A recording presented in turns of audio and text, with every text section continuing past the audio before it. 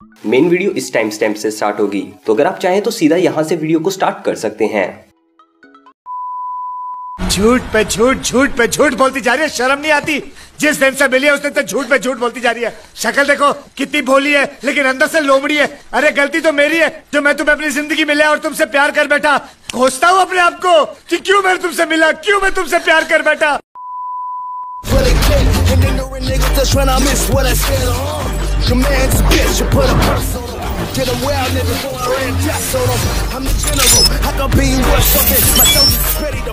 भाई और बहनों, आप सभी मित्रों को मित्रता दिवस की हार्दिक शुभकामनाएं।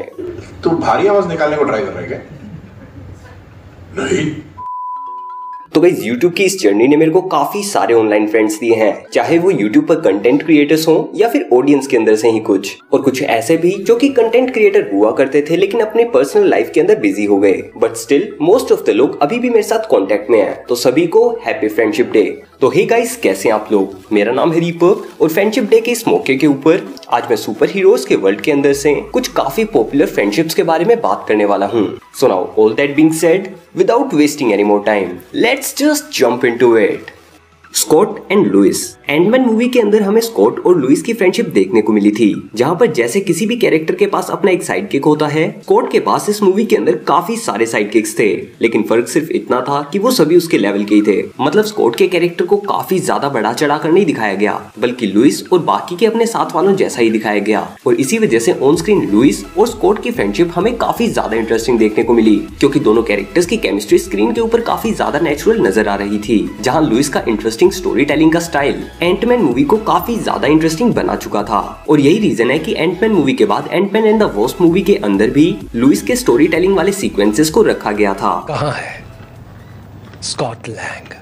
क्योंकि मैं पहली बार स्कॉटी से मिला तो वो बुरे हाल में था। नहीं, तिहाड़ जेल की बात नहीं कर रहा, उसकी बीवी ने तलाक मांग लिया था। तो मैंने बोला तुझे पुलिस ने जेल में फेंका और बीवी ने कचरे में। तो बोला और मुझे लगा था हम हमेशा साथ रहेंगे, पर अब मैं अकेला पड़ गया हूँ। फिर मैं बोला ओए रो मत, आई हेट टीयर्स, मुंडी उठा के देख, नई कुड़ी मिल जाएगी। वैसे मैं हूँ लुइस, तू मेरा जय, मैं तेरा वीरू। बस रुक जाओ। कहानी सुनना मुझे भी काफी पसंद है, लेकिन इस कहानी में कहीं नहीं पता चल रहा कि स्कॉटलैंड है कहाँ। और ये पूरा गाना सुना के ही दम लेगा। आदमी है या बाजा, बजते ही रहते। ओए मेरी बसंती के रेस्टोरेंट में एक बाजा था, उसमें सिर्फ योयो सिंह बजता था। हनी पसंद नहीं।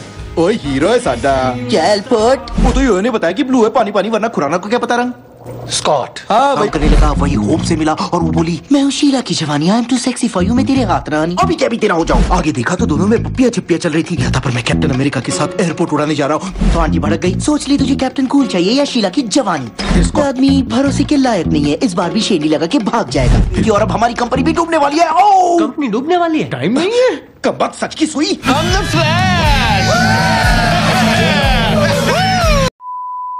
लुइस और स्कॉट भले ही मूवी के अंदर दिखाए गए कि चोर थे, जहां लुइस बिना कुछ सोचे समझे स्कॉट की मदद करने के लिए हमेशा तैयार रहता है। अब देखते हैं एंटमैन 3 मूवी के अंदर हमें स्कॉट और लुइस की फ्रेंडशिप का कौन सा नया पर्सपेक्टिव देखने को मिलता है।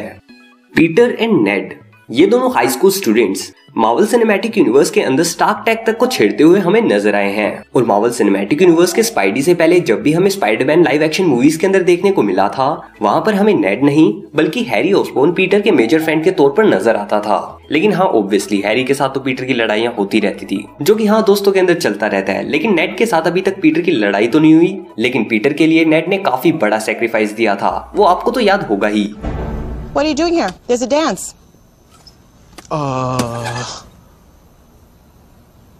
I'm looking at porn. तो हाँ, हर एक सुपर हीरो को ऐसा साइड किक चाहिए होता है जो कि इतने बड़े बड़े सेक्रीफाइसेस अपने दोस्त के लिए दे सके। और वैसे भी किसी भी बड़े सुपर हीरो को अपनी आइडेंटिटी छुपाते वक्त ऐसे दोस्त की जरूरत तो जरूर पड़ती है जिसके ऊपर वो अपनी आइडेंटिटी को लेकर रिलाई कर सके। पीटर तो वैसे भी अपनी आइडेंटिटी इतनी नहीं छुपाता। हाय, मैं हूँ पीटर पार्कर। हाय पीटर पार्कर, तुम्हारे पास मेरे लिए कुछ है? लैंड। और यहाँ तक कि स्पाइडरमैन फार फ्रॉम होम के अंदर उसकी आइडेंटिटी रिवील हो ही गई थी।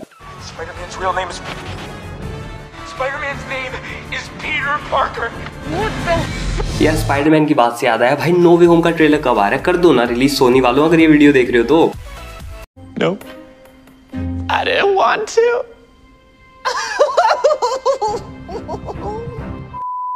बिली Butcher and Hughie Campbell. The Boys series के अंदर दिखे ये दोनों कैरेक्टर्स विदाउट सुपर पावर्स वाले कैरेक्टर्स थे, लेकिन फिर भी दोनों मिलकर सुपर पावर्स वाले कैरेक्टर्स के पीछे पड़े होते हैं ताकि वो लोग सुपर हीरोज की असलियत सभी के सामने ला सकें और सुपर एबिलिटीज वालों को खत्म कर सकें। क्योंकि उन दोनों की लाइफ्स में ही कुछ ऐसे इंसिडेंट्स हुए थे जिसकी वजह से उन्होंने किसी अपने को खोया था इन सुपर ह्यूमंस की वजह से। और क्योंकि दोनों की लाइफ ट्रेजेडी से भरी हुई थी, इसी वजह से दोनों की फ्रेंडशिप काफी अच्छे तरीके से डेवलप हुई। जहाँ पर ह्यूई के साथ बुचर कई जगह पर बहुत ज्यादा एरोगेंट हमें नजर आया है, लेकिन हमने ये चीज भी देखी है कि बिली बुचर ह्यूई की कितनी ज्यादा रिस्पेक्ट करता है और वो उसकी कितनी ज्यादा केयर करता है।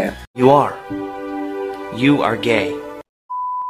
तो हाँ, अगर आप लोगों ने द बॉयज सीरीज नहीं देखी है तो जरूर देख लेना। और हाँ, वैसे भी द बॉयज का सीजन 3 आने ही वाला है। ग्रूट एंड रॉकेट। अब इनकी दोस्ती के ये दोनों कैरेक्टर्स भी नेड और पीटर जैसे ही हैं। जहाँ पर नेड कुछ भी करने को तैयार होता है पीटर के लिए, वैसे ही ग्रूट भी हमेशा तैयार रहता है रॉकेट के लिए कुछ भी करने के लिए। और हाँ, ग्रूट तो किसी भी हद तक जा सकता है। Even the guardians of the Galaxy के अंदर उसने ना सिर्फ रॉकेट बल्कि अपनी पूरी फैमिली यानी कि गार्डियंस को बचाने के लिए खुद की लाइफ को सैक्रिफाइस कर दिया था।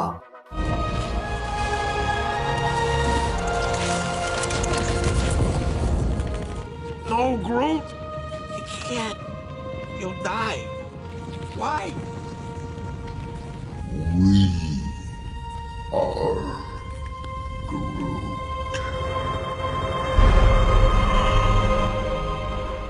और हाँ, डायरेक्टर्स ने ये बात कंफर्म की थी कि the guardians of the Galaxy volume 2 के अंदर हमें जो ग्रूट देखने को मिला था वो guardians of the Galaxy 1 movie वाला ग्रूट नहीं है, बल्कि अलग ग्रूट है। और इन्फिनिटी वॉर के एक सीन के अंदर हमने ये चीज भी देखी थी कि ग्रूट ने जब रॉकेट के हाथों के अंदर अपनी जान गंवाई थी, उस टाइम पर उसने कहा था आई एम ग्रूट, जिसका मतलब डायरेक्टर्स ने कंफर्म किया था कि उसका मतलब था डैड। तो हाँ, ग्रूट सिर्फ रॉकेट का दोस्त नहीं था, बल्कि वो उसे अपने एक फादर फिगर के रूप में भी मानता था। और इंडिया में तो हर दूसरा दोस्त चाहता है कि उसका दोस्त उसे फादर फिगर माने। तो यार, अगर आप इस चैनल पर नए हो तो आगे बढ़ने से पहले एक बार इस चैनल को सब्सक्राइब जरूर कर देना, और सब्सक्राइब कर ही रहे हो तो वीडियो को लाइक भी जरूर कर देना। तो अब ये वाली बात हो गई है, तो नेक्स्ट फ्रेंडशिप की बात कर लेते हैं, होकाई एंड नताशा। तो बॉलीवुड मूवीज के अंदर तो हमें ये चीज कई बार सुनने को मिलती है कि एक लड़का और लड़की सिर्फ दोस्त कभी नहीं हो सकते। No, no, no, no, no, no, no, no, no, no, no, no, no. Barney and I are not together. No.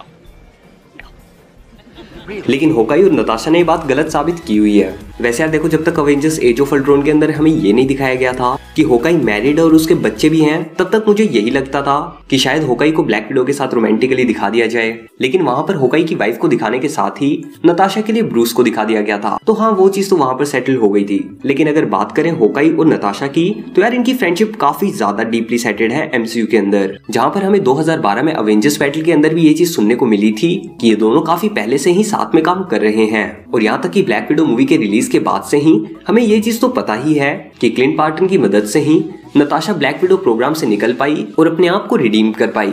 और अगर क्लिंट बार्टन नहीं होता तो शायद नताशा अभी भी ब्लैक विडो प्रोग्राम के लिए ही काम कर रही होती।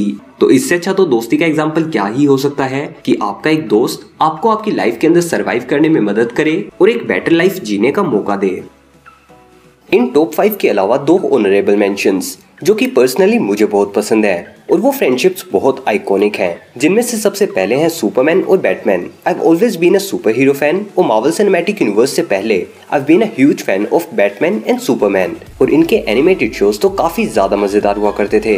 और सुपरमैन और बैटमैन तो 1940s के टाइम से एक दूसरे के दोस्त के तौर पर दिखाए जाते ही हैं। भले ही कुछ स्टोरी लाइन्स के अंदर उनके बीच मतभेद भी दिखाया गया है, for example Batman versus Superman में और the dark night returns movie के अंदर। इसके अलावा दोनों ही एक दूसरे का साथ देते हुए नजर आते ही रहे हैं, जिसमें इन्होंने काफी सारी शेड कॉमिक्स के अंदर अपनी अपीयरेंसेस दी हैं। और यहाँ तक कि बैटमैन की कैटवुमन के साथ हुई शादी के अंदर क्लार्क केंट यानी कि सुपरमैन को ही उसने अपना बेस्ट मैन बनाया था। इसके अलावा next friendship which is my personal favourite is the one between Spidey and Deadpool. And now that MCU have Deadpool's rights, शायद ये दोनों एक साथ कभी ना कभी हमें बिग स्क्रीन पर भी देखने को मिल ही जाएं। I remember मैंने फर्स्ट टाइम इन दोनों को साथ में देखा था अल्टीमेट स्पाइडरमैन शो के अंदर, and not gonna lie, मैं काफी सरप्राइज था क्योंकि उस टाइम मुझे इस बात का नहीं पता था कि ये सभी कैरेक्टर्स एक शेयर्ड यूनिवर्स का पार्ट हैं। इवन कॉमिक्स में डेडपूल जब क्राइम से नहीं लड़ रहा होता तो वो स्पाइडी के साथ मूवीज देखना पसंद करता है, और ऐसा एक रिसेंट कॉमिक बुक में हुआ भी था जहाँ पर स्पाइडी और डेडपूल एक मूवी देखने के लिए जाते हैं